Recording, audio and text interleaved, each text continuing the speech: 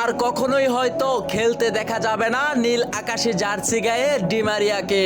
এই তো কিছুদিন হলো ফুটবল থেকে চিরতরে বিদায় নিয়েছেন ডি মারিয়া। কিন্তু এই ডি মারিয়া আর্জেন্টিনা ভক্তদের যে স্বপ্ন পূরণ করেছে তা ভোলা যাবে? ডি মারিয়ার একটি গোলে মেসির ব্যর্থ জীবনটা সফল হয়ে আর্জেন্টিনা পেয়েছিল 28 বছর পরে একটি কাপ। আপনার কি মনে আছে ডি মারিয়ার এই গোলটির কথা?